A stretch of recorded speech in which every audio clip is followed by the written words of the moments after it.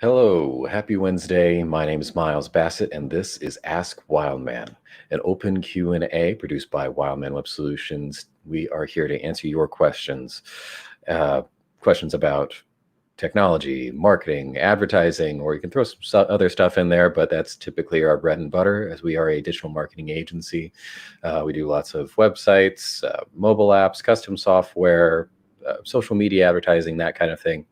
And over the last year, over this last crazy COVID year, that's gotten more important than ever, with more businesses getting online for the first time, advent of online ordering and curbside pickup and e-commerce all over the place, Zoom meetings completely replacing in-person meetings. So we were getting a lot of questions on everything. So we started producing this show to answer your questions, answer as many questions as possible. So if you think that the information we're providing here is useful, if you know someone that could benefit from watching this or asking us a question, please give this a like, share, engage with us in some way. That tells the algorithms that this is useful stuff, and we'll show it to more people so we can be more of a resource.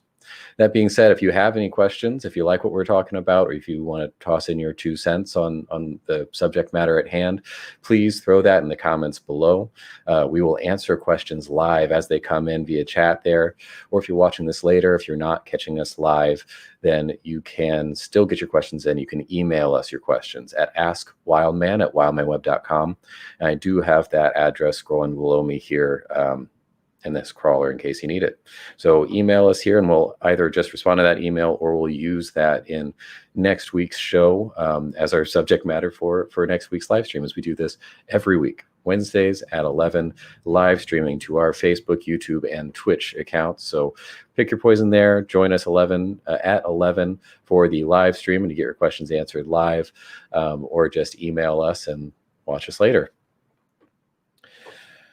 All right, that being said here, I'm going to go ahead and bring in my partner, Mike, to help me answer some questions. Mike, you ready?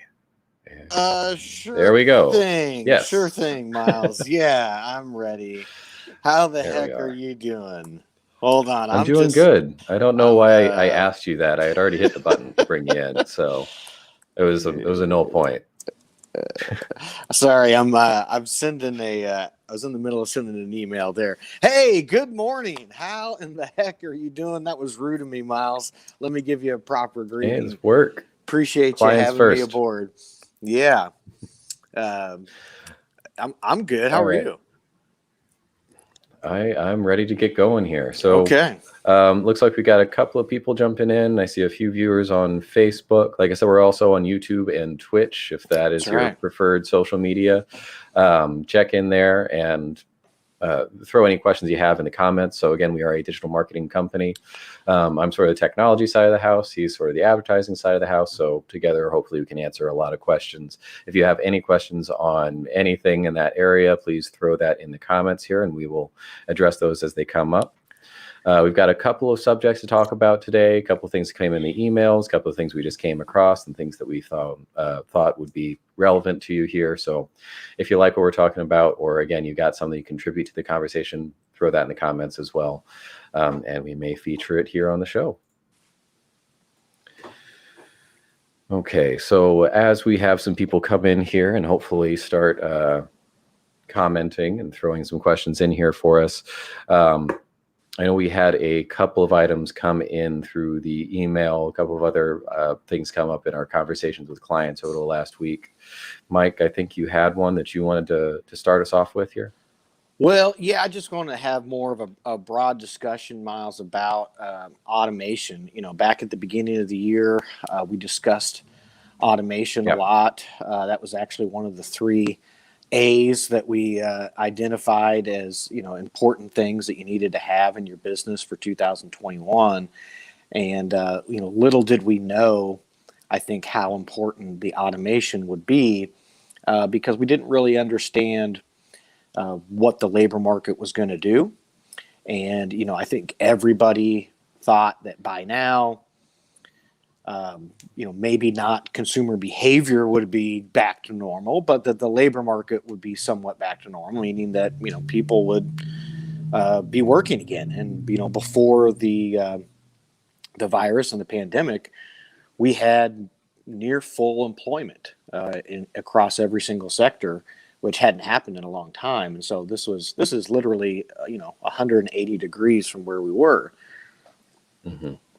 And I don't think anyone could have predicted any of this. So sure. And this is not something that we typically focus on. How do we as a agency fix the employment hiring problem? But the issue, of course, is that this has become so systemic that it is affecting literally every business out there.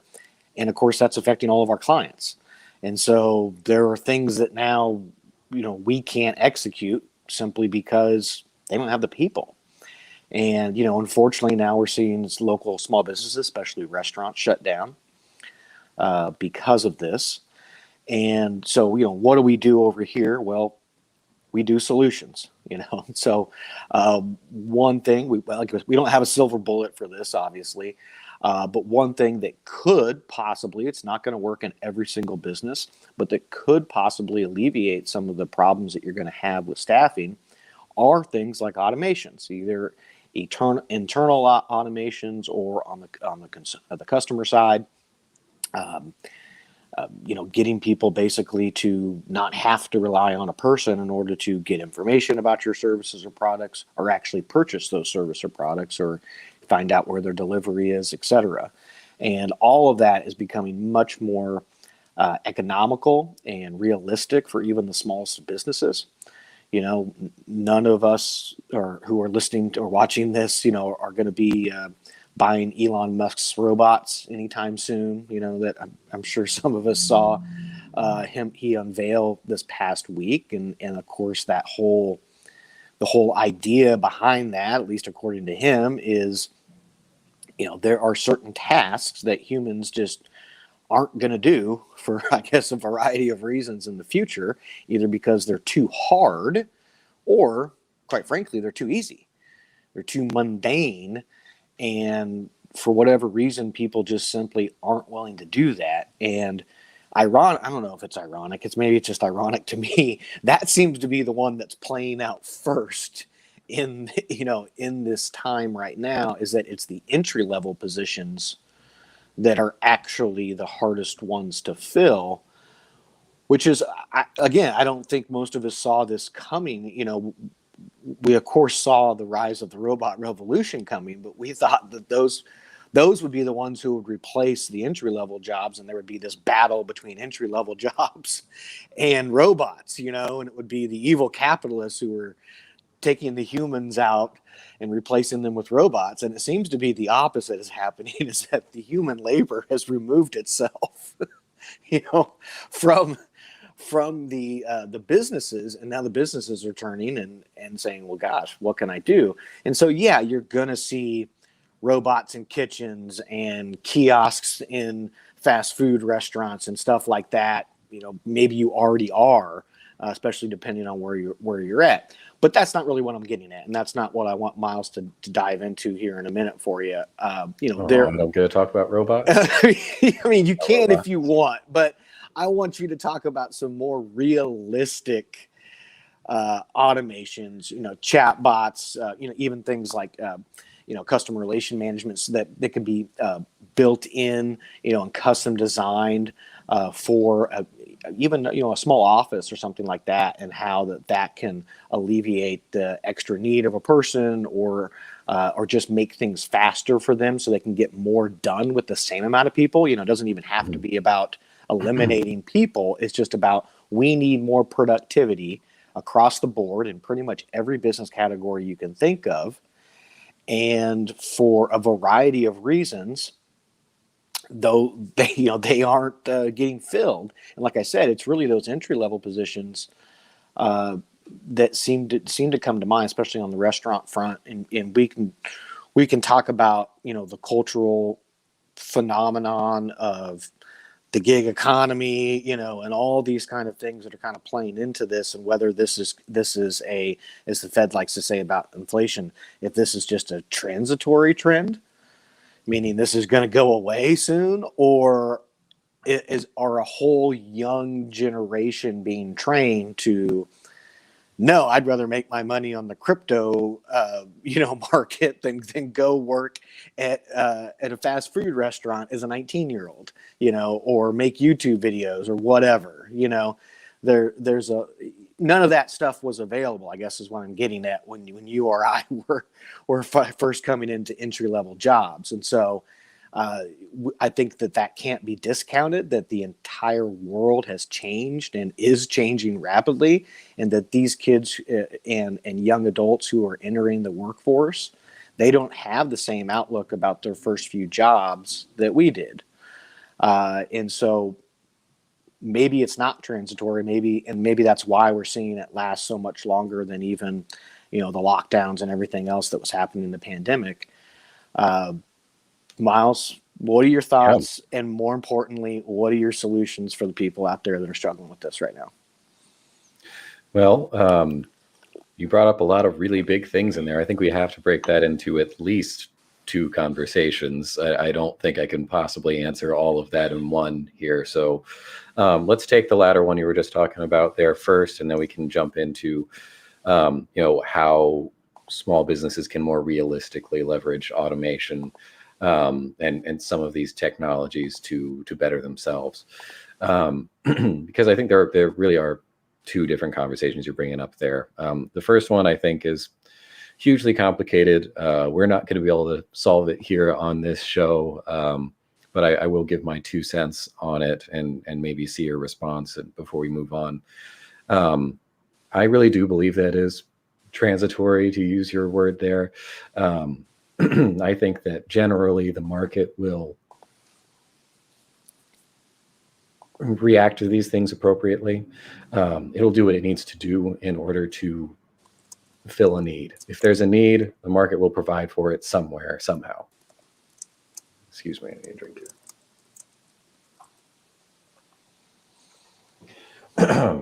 Something in my throat. Anyway, so I think the market will respond pretty naturally when there is a need. It'll find a way to fulfill on it. Maybe that's a mix of automation and robots and all that stuff. Maybe that's, modifying the entry-level position and what that looks like.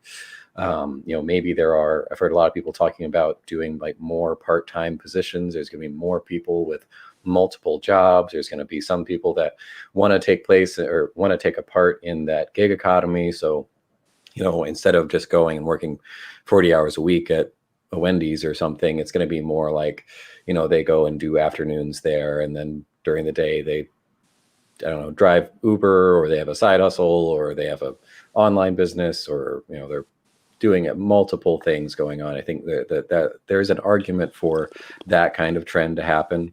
But I think that ultimately the market will respond to it. The problem over the last couple of months, over the last year, is that there's been too many external factors and pressures on the market that hasn't really allowed it to properly adjust and respond to this.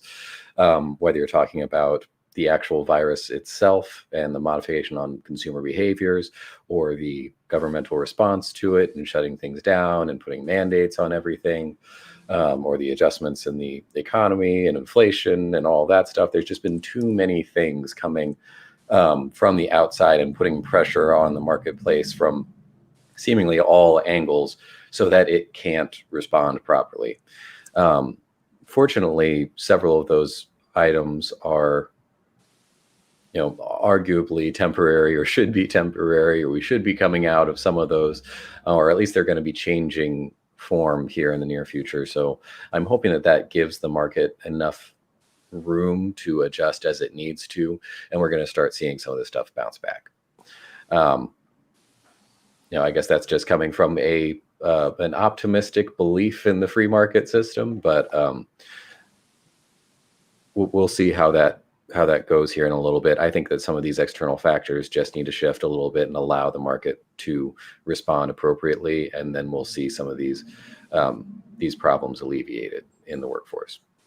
So I guess, do you have any kind of response to that, or do you want to kind of move over into the other kind of automation, the non-robot kind of automation here? Well, I do have one response to that. I guess, it goes back to, what you said, Uber, kind of made me think about this, right? So So why do and I don't think all Uber drivers are entry level. So maybe I'm, but well, that was just a commentary on the gig economy, not yeah. talking about entry level positions. I'm just prefacing it in that same vein. I'm not calling all Uber drivers entry level here, but why do people want to work for Uber now more than go work at a fast food restaurant or name your entry level job, right? Well, I think you're right. The sort of mentality around the job has changed. I don't know, the communal zeitgeist of thought around an entry level position, around just having a job, has changed massively in the last few years, last few decades, where you don't see anyone just starting at a job at 18 and working until retirement. They get their gold watch and then they go off into their retirement. We have a lot more diverse career than we used to have. Right. And I think there's one critical key difference here in between those two examples. And it's the time differential. It's the fact that I can do Uber on my time for as long as I want. And even though I don't own the company, I'm not the maybe I don't even own a share, right, of Uber. Okay. But I can essentially be my own boss in quotes, right? Meaning I can decide when and where I work and for how long I work and my terms that I work that day. When I go and work for somebody else, I can't.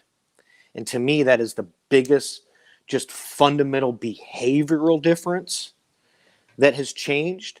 And that is the reason why maybe that gives me pause that, oh, this is a transitory thing and the market will catch back up to it and et cetera, because when behavior changes, the market itself changes. And we've seen the same thing change on the flip side. We talk about it all the time of consumer behavior, right? They all want it now. They wanted to buy it when they want to. No, they don't want to go to your brick and mortar store between the hours of 9 to 5. They want to get on at 11:37 at night because that's when they have time to do it. And they want to buy something and have it shipped to their door, right? Time differential. Yep. So me on Amazon at midnight is a dangerous proposition. Right. And so if they're going to spend money that way, it makes logical sense that they want to make money that way. And so therefore, any business that relies on you giving up your time differential preference in order for mine and doesn't over incentivize the worker more than something they can get on their time differential, they're going to lose.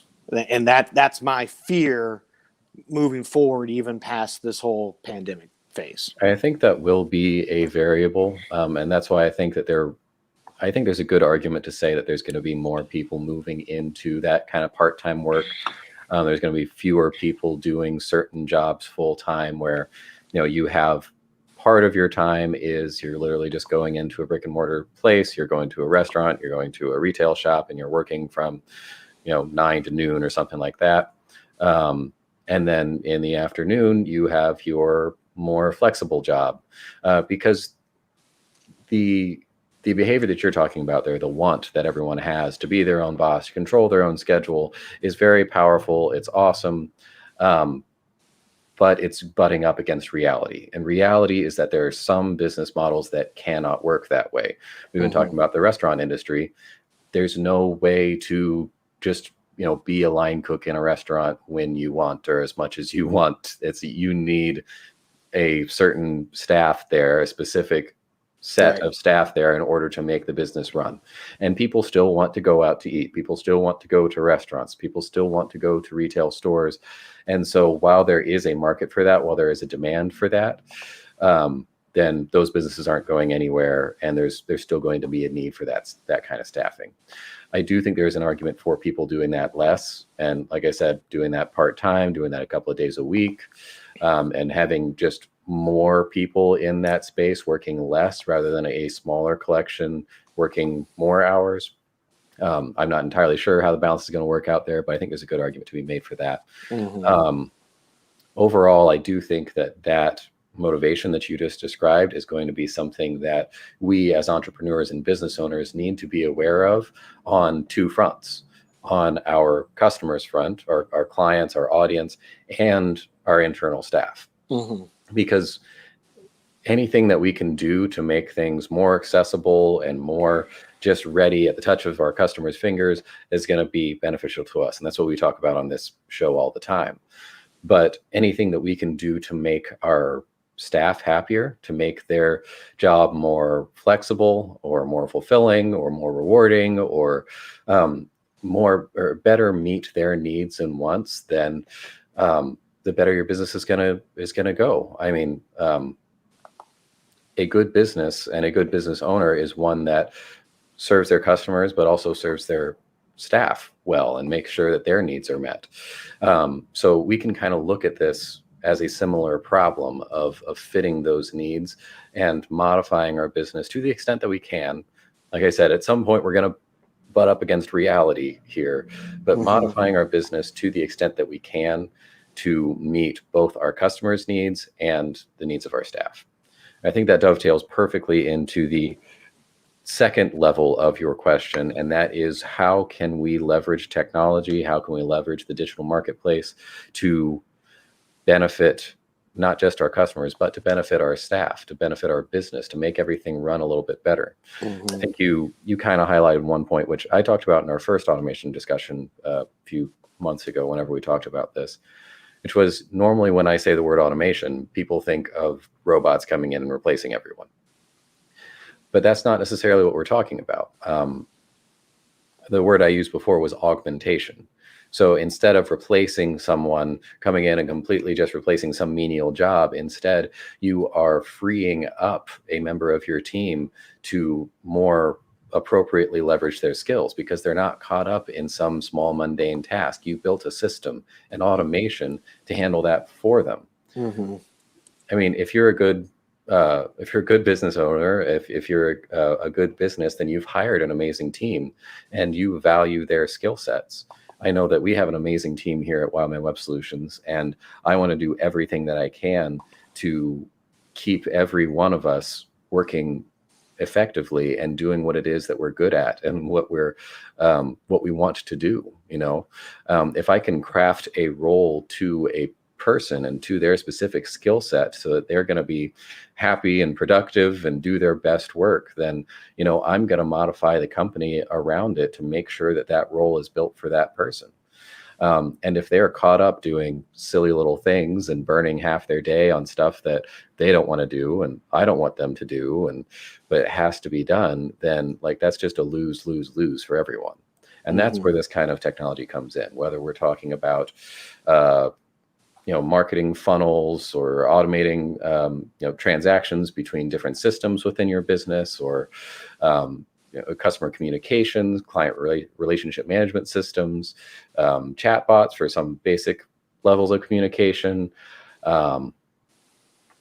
even just something like online reservations or mobile ordering or something like that, where you don't have someone sitting there answering the phone all day. You have orders just coming into your system, going directly in your point of sale system and displaying in your kitchen to fulfill on. Whatever that is, if you can build a system like that, then that is going to be rewarding for both your clients, your customer base, and for your staff as well. It's not because we're replacing them, it's because we're augmenting them and empowering them to do what it is that we hired them to do the things that they're good at, that they want to do. And I think that will work its way into your previous question as far as hiring people, because not everything is in the salary. I don't think that we can just pay people more and everyone's going to come back to work and just do all the crappy jobs out there. We've got to make the jobs smarter. We've got to make them, a little bit more enticing to people who are wanting freedom, who are wanting choice, who are wanting to do more than just these small menial tasks all day. So I think that's the frame that we as business owners anyway, this is a show for primarily entrepreneurs and business owners, we have to look at this through the lens of augmentation and empowerment, not through just automation and replacement. Yeah, that's a good point. I mean, that's the key point. I think, like I said before, it's about increasing the productivity with what you already have, not necessarily replacing things out or swapping them out. And let me throw one other quick ripple into this, because some people who maybe were listening to us last week when we talked about the negative side effects, if you will, of outsourcing to third parties. They may think, well, God, isn't that kind of, aren't I kind of augmentating and using a third party to kind of do what I can't do? And so, yes, but that doesn't mean that you just want to go out and start doing this stuff willy-nilly, because not all shoes are going to fit. And so there are certain cases where you may want to use a third-party platform because you think that that's allowing you to do more with less, but it may actually open you up to other problems like we talked about last week, where you aren't getting good customer service, you can't control the end product or the end employee really that's talking to the customer, and you're not getting the data collection. But yet something as simple as having a good online ordering system in a restaurant, since restaurants seem to be a good example of this hot topic, you can do less with more. You can do more with less, right? Especially if you utilize QR codes. You see that a lot of times at restaurants now. I think they went to it at first as just basically a cost-saving mechanism of printing menus. But a lot of places now, they don't have paper menus anymore, right? Or plastic menus. They have QR codes, and you shoot it on your phone and you see the menu digitally. Well, you could do the exact same thing with online ordering. And then you could have, your waitress, instead of being backed 6 times, say, "Are you guys ready to order yet?" Just say, "Hey, let me know if you have any questions. Order when you're ready. It's right there."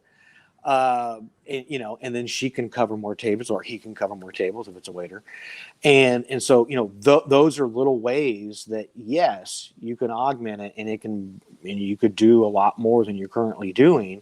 But if you completely outsource that the wrong way, it could also have some backfiring that is going to cause you other problems. And so, don't just jump into the fire. You have to have a plan. You have to know what you're getting into, but also not taking action and not, positioning yourself to have systems in place so you could do more with less is not an option at this point. But Miles, what do you, I just wanted to make that distinction there in case people. I want to double down on your point there of when we talked about leveraging third-party services. We weren't saying don't use tools or other companies or anything. Clearly, tools are very powerful, and strategic partners are incredibly powerful. We are a business company. We work with other businesses in order to help them do better. So clearly, we're not saying don't work with anyone or use anything. You just have to be selective about what tools you use. And I think that that's a good way to think about it, is think of these things as tools. You have an objective, you have a strategy to get to that objective, and along the way, you're going to have to use tools to get there. But these are means to an end. The moment that you start leaning too much on a third-party system or on another entity or on a tool, in that if you pulled that away, then you can no longer achieve your objective, then maybe at that point there's something to consider. Maybe you should start taking some of that internally, or maybe you could be doing some element of that in a more intelligent way. But overall, I think you're right. You just need to think about this, make an actual plan here. Don't just grab the first shiny toy that you see, the first tool that seems like it's going to be good here. All of it has to be part of an overarching strategy.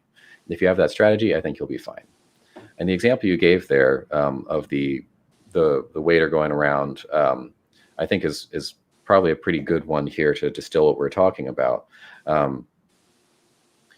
Because again, we're not looking to, if we have a QR ordering there, or a menu or something where someone can just point their phone at a QR code on the table and that pops up the menu, or that allows them to order from the table or anything, that's not replacing the waiter. You could look at it that way, but I think the more powerful thing to do there is to look at it in a way that you are empowering the waiter to do something more, to do something better, Right. instead of having that back and forth with one table here that's just being difficult and has a bunch of questions and everything.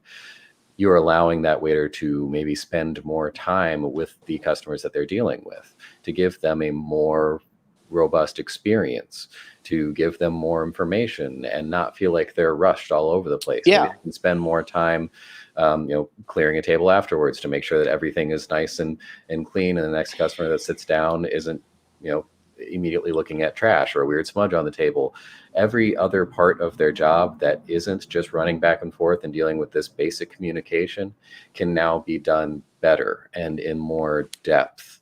Right. So you are empowering this person that you hired and trained up and put all these resources into to do their job better than they ever could before. It's not replacing them, it's just allowing them to do more. And in that same vein, the technology allows you and your business to do more. It's not just, the menu on the table, I think, is a good opportunity here. So instead of thinking, okay, I'm going to replace the paper menu with a digital menu, think of what more can I now do with a digital menu, because it's not just a piece of paper anymore. We're actually working on building this out for a client of ours right now who has a paper menu. He hands it out to everyone. They read over the options. He's got a little description under everything and the price, and that's it. And then he runs around and answers questions about everything as much as he can, gives recommendations, etc. How normal place works. On this new menu, the new QR code menu, the new digital menu, they can point their phone at the QR code and it'll open up a digital menu that provides tons of information on every option there. It's not just a little blurb there. There's a video of the guy making it. There's wine pairings. There's every question that you could possibly have, the full ingredients list. There's tags for dietary restrictions and allergy information around that.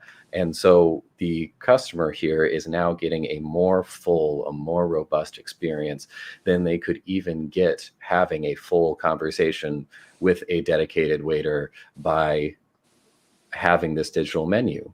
And they're getting a much better experience and are able to make a much better decision about what it is that they're ordering, and equip themselves to engage with your company in a better way than they ever could with a paper menu. Yeah. So I think that's another part of this is, again, don't look at this as replacing a person or a particular function of your business. Look at it as expanding what you can do, augmenting whether it's your staff or your paper menu or just some little system that you have in your business that's maybe a little bit less than efficient. Don't just try to replace it in a one-to-one comparison in the digital world. Look at what else you can do. You can extend yourself and make your business so much better, so much more powerful. It's also a way to simplify things too, Miles. If you think about it, just think about that example right there. The main problem right now, and the reason I thought about this, I'll share in just a minute, but the main problem right now is that most restaurants, they don't have enough people to cover the tables if they're getting people in, which hopefully they are, to cover the tables appropriately. So what does that do? So that strips the power away from the customer, and the customer is sitting there feeling like they aren't being helped. They aren't being waited on. They aren't being taken care of. And there's nothing more frustrating than being there hungry and nobody will come and ask you what the hell you want to eat, right? But they just can't. They don't have enough people right now to adequately do that the same way that customers are used to being treated. You do the QR code menu on the table, and all of a sudden, that whole power structure is reversed. Now, the customer is empowered. The customer can order it when they're ready. Now, they're still going to get their food out of the kitchen at the same time, depending on how backed up the kitchen is. But at least they felt like, hey, I got something done here. I got what I wanted, instead of having to wait on somebody who can't adequately wait on them in order to get what they want to have happen. That's a way to have really upset customers. And the reason I thought about that example is because I heard a story about that happened over the weekend. I'm not going to say who it is because I feel bad for them. It's not their fault. They're just completely understaffed. But this restaurant had to stop serving people, had to turn people away from eating, dining in, and only do a limited menu carry out because they didn't have the staff to wait the tables. Mm-hmm. I mean, that's what after all of this, that's what it's come down to. These poor restaurant owners, especially, they've built out little makeshift huts on the side of the street just to have every little square foot they possibly could for people to come in and eat. And now they have people coming in and eating, they can't adequately serve them. So we've got some very specific challenges to the right here and now that can definitely be addressed for this. But as we've talked about on this show before, a lot of the trends that we're seeing right now, they're not going anywhere. Even after, pandemic time is over, we're all back to normal. Everything's hunky-dory, hopefully soon. A lot of these things are going to continue. People have gotten used to some of this stuff, and it's not going anywhere. Some of it is just an advent of the time, and some of it, I think, is just natural trends that were already happening that maybe we accelerated by a couple of years. But I think that overall, we need to think of this outside of just the pandemic context, just outside of the here and now challenges, and understand that this kind of idea of expanding certain experiences and simplifying others, of empowering your customers to engage with you how they would like, empowering your staff to engage with you how they would like, improving your business through technology, through automation, through some of these tools that we talk about here every week. Those concepts aren't going anywhere. Mm-hmm. And the people who were doing that before are the ones that are succeeding right now. Whether we're talking about a pandemic or an economic downturn or a hurricane hits or who knows what kind of crazy stuff happens, if you are thinking about this stuff and you're working smarter than your competition, you've got some of this stuff set up, then you're going to be the one that comes out on top, and they're going to be the ones that close. Mm-hmm. Yep. Yeah. Well, just to put a bow on this discussion, people sure. can go if they want to go back and read that article that I think I put out in January. Let's see. It is titled "The 3 A's of Marketing." It's up there on our website. And yeah, automation was one, or augmentation, as Miles likes to say, and then attention and authenticity were the other two. So at least one of those came remarkably true there, Miles. But yeah, should we just, if there's not any questions down there, we just hit a quick news wrap up and put a bow on this bad boy?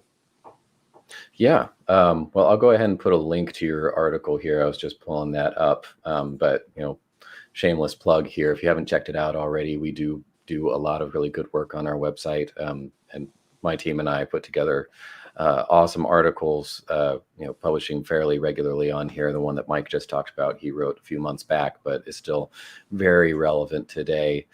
So go ahead and check out our website, wildmanweb.com. Under the resources tab, there is our blog. So just check that out. There's tons of really awesome stuff there. And our other resources are there as well. We've got this show, the live stream archives. So we've got every show that we've ever done on here on the website. We've got a link to our podcast, which is the audio only version of this show if you prefer to just listen. And then we have our toolkit there, which is free software built for small businesses. So if you want to use some of that stuff, that's all there for you, all free, no strings attached. Go check it out. We are here to help. But yeah, let's go ahead and move on here into the final leg of the show. But I think that was a good conversation to have. Yeah. For sure. Okay. Let's hit I don't have a lot over here on the news desk, Miles, but we'll kind of hit it rapid here. Okay. So first thing that jumping out, workers since we're talking about labor issues right here, workers making Oreos and other Nabisco snacks are on strike in 5 states. Also locally, we just had a big strike. I'm not even sure if that got resolved over at the Frito-Lay plant about 20 or 25 miles away from us over there in Topeka. But, just more issues over there on the employment front for people that we talked about. These factories rely a whole lot on human power. That may not be the way it is in the future, but that's the way it is right now. And these companies are in dire straits if they don't get that figured out. Okay, a couple other. I don't think we've talked about labor enough. A couple other news articles here that go together about cybersecurity.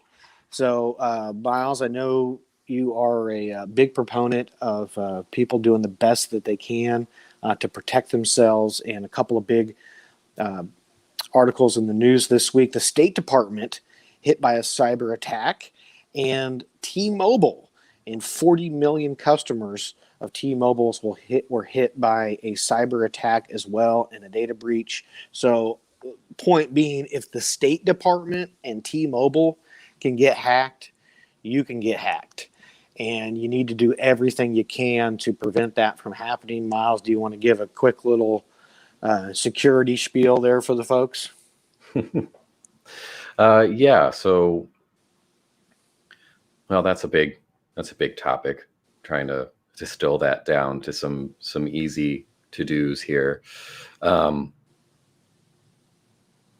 Passwords are a big one. Frequently update passwords. You don't have to use like the strong password generator or anything. Just make it something that's not super obvious. Password 123 or something like that. Make it something relevant and change it every so often. Don't be one of the people that just uses the same password everywhere on every system and never changes that password. It's been using the same password for 10 years. That's just asking for something. Fortunately, most people don't really have anything worth hacking. The State Department and T-Mobile, they've got lots of really good stuff. And so, if someone wants that, they're going to hack in, they're going to steal stuff. Most private individuals don't really have anything that's worth breaking in and stealing, to be honest. But the big thing that you can do, usually those things are, aside from just having a good password, is just don't engage with things that you're not super familiar with online. Don't click on the sketchy email. Don't click on that sketchy link, because they can use a lot of the same tricks that we use in digital marketing to track you across the internet, get some basic information off of you, and end up leveraging that to take advantage of you later. We, of course, only use that technology for good, but some people out there don't have our morals. So, I don't know. There's one tip that a lot of people don't do. Is becoming more and more common, is just using a VPN for casual browsing. I've been using one for a long time because it's a very important tool in a developer's belt. When you're doing web development, having a VPN is very useful. But there's some pretty good ones out there that are really affordable, and people are starting to just kind of do it while they're casually browsing. They can just be going through social media or going across the internet. And it just sort of randomizes your IP. So you look like a different person every time coming in, and they don't necessarily know who you are. It sort of masks your identity and keeps people from tracking you around. So that can throw a wrench into some digital marketing technologies that we use here, but it is it's a really easy thing that people can do that can really elevate their sense of security online. All right. In 30 seconds, what about their website, their small business website? What do they need to do to make that more secure? And then I got some breaking news coming up, Miles. I'm cutting you off in 30 seconds. So moving outside of just personal use, but into a business website, it does depend on the technology stack that you have there. Regardless, have good hosting. Don't skimp on the hosting. Please stop getting that super cheap hosting that costs like $3 a year. There's a reason it's so cheap. There's no walls anywhere. Get some good hosting, no matter what kind of technology your site's on. If your site is using a common content management system. WordPress is the big one there, but other things like Drupal and Joomla and those kinds of content management systems have a similar problem here, in that a lot of different people are using the same code base, and so there is more motivation for hackers to figure out a way in there. So there's a constant battle between hackers and the developers of the platform trying to find weaknesses and then patch those up. So you need to stay on top of those patches. In this context, that would be software updates. So if you're on WordPress, making sure that your plugins are updated. If you're on Joomla or Drupal or whatever, make sure your software is up to date. I think that's the big one here. Okay.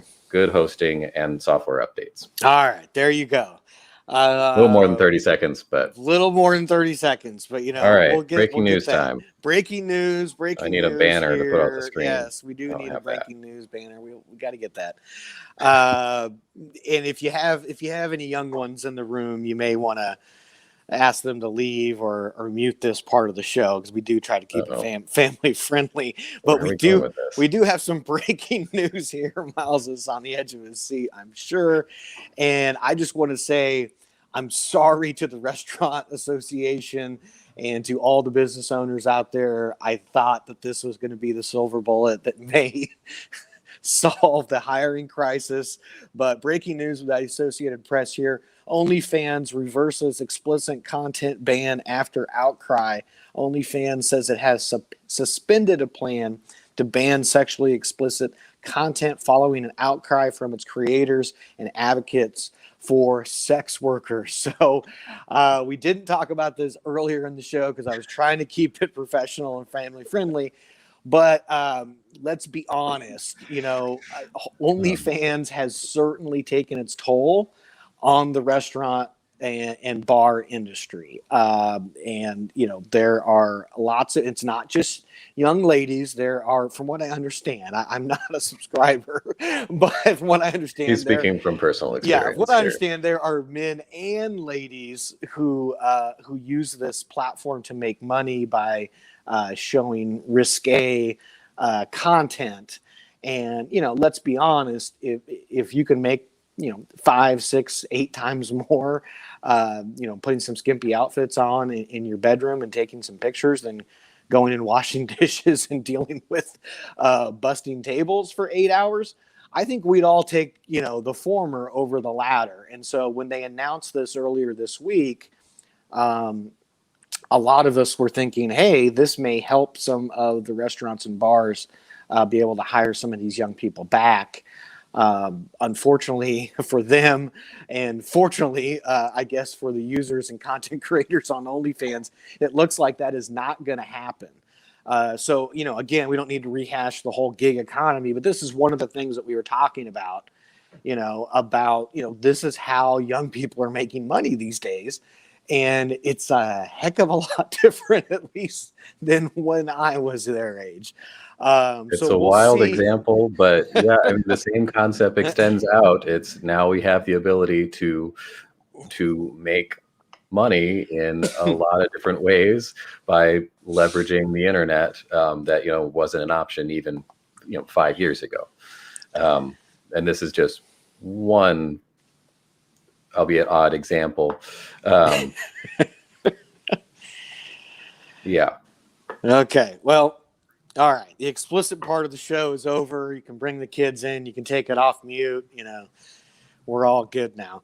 Back to the wasn't as bad as I thought it was going to be. I had my finger on the mute button, but I was about to get canceled there real quick.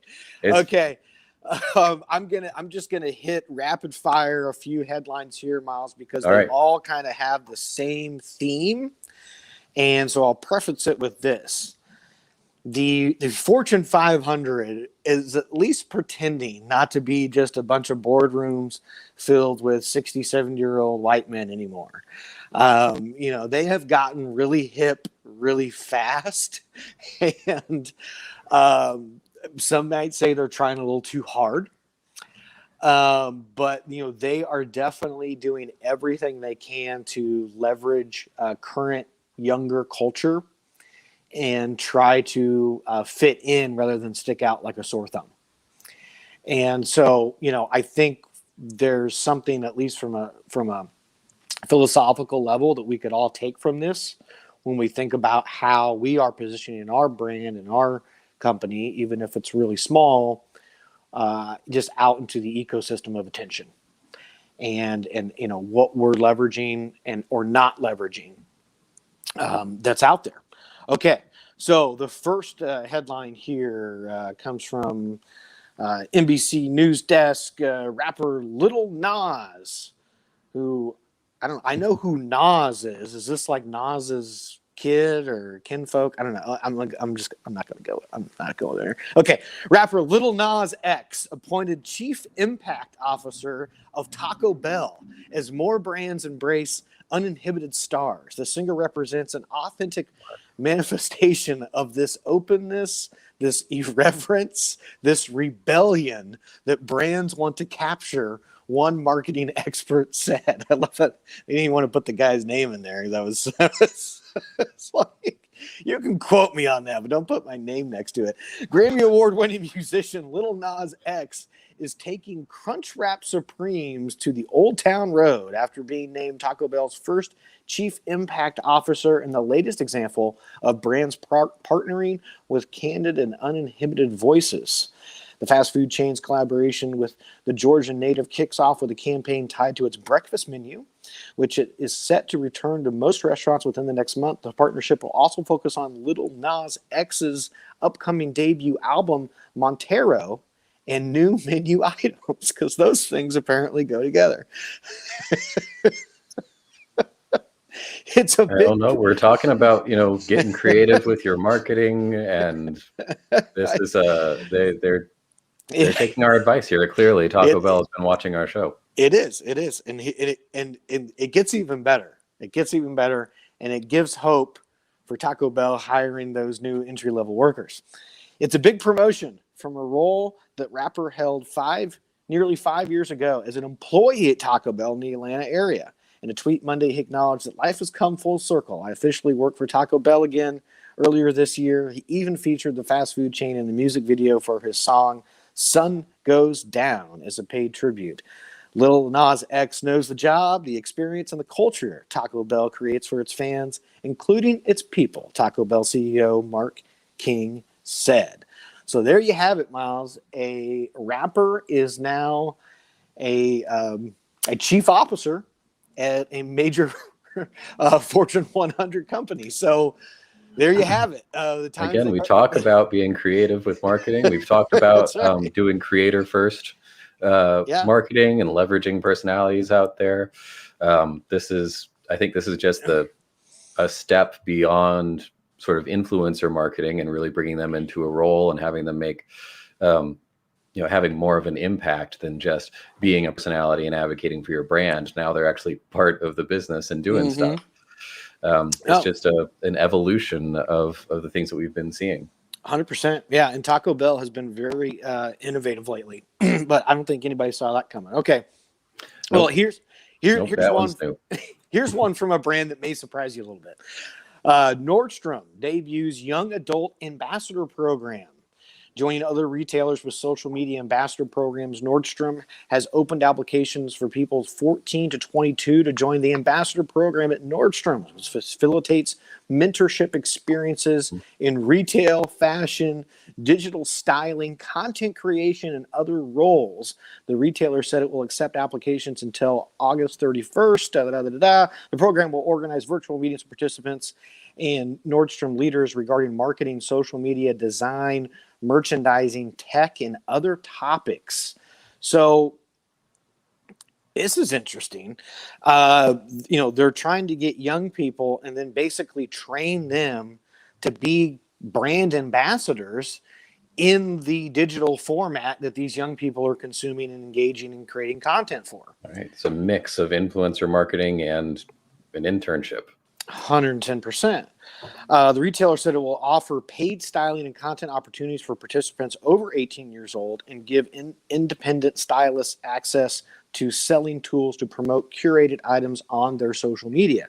So again, like with the rapper, they're also going to promote your stuff, in this sort of partnership, or allow you to promote stuff within their ecosystem. So that really interesting take there from Nordstrom's, who, we don't typically think as somebody who is super trendy. There are a more upscale, high end brand, and they're trendy if you're on Rodeo Drive. But all right, American Eagle. It's just another reason to think that we can take some notes from some of these big companies. They're getting creative. They're thinking outside the box, and we as small businesses need to be doing the same. 100%.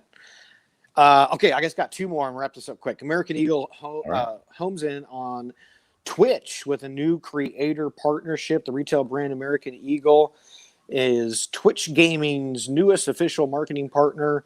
The company announced today the deal will let American Eagle amplified creators on the platform through weekly custom segment of 5-part documentary series and community watch parties on the official apparel partner of Twitch Gaming. So again, a way for them to tap onto where the younger people already are, which American Eagle obviously does target, pretty exclusively to teenagers, and getting to leverage content that other people are providing, but they're going to be associating it with your brand.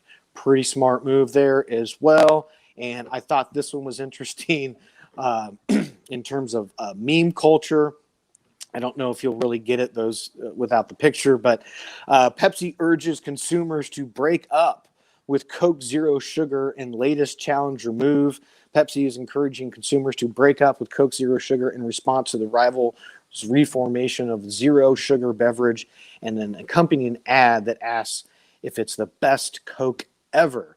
Pepsi noticed backlash against the Coke Zero sugar changes on social media, including comparisons to the brand's ill-fated New Coke shakeups in the 80s, and decided to move on the opportunity. Starting today, the PepsiCo label is asking frustrated Coke fans to post a photo of themselves on social media with Pepsi Zero Sugar in the hashtag #MyCokeBreakup. The soda marketer will reimburse people the cost of the 20-ounce Pepsi Zero Sugar bottle, as well as dish out coupons for a 12-pack across major social media platforms. So they basically will incentivize you to talk smack on their biggest competitor and post it on social media. This one reminds me a little bit of Wendy's Wars a few years ago on Twitter. But Miles, I'm getting the blink of death that I usually get before I get booted off here. So I'm just going to stop there and wrap it up here from the news desk and send it back to you. Appreciate you as always, and everybody tuning in this week. You're closing out with a meme. That's all classy. Yes, and the meme was, the guy with the girl, and he's looking back behind his shoulder at Coke, and the Pepsi, is the other girl who's outraged that he's looking over his shoulder. Okay, there you have it, folks. Everybody have a good one. We'll see you next time. All right. We will see you later, Mike. And he's gone. All right. See you later, Mike. Here's the meme he was just talking about, by the way. If anyone wants to see this, they can see this on Pepsi's Twitter here. Anyway, we'll wrap that up for this week. We'll be back here next Wednesday at 11 to answer your questions. If you're catching this live, you can still send us your questions by emailing us at askwildman@wildmanweb.com, or just go to our website, wildmanweb.com, for tons of awesome resources.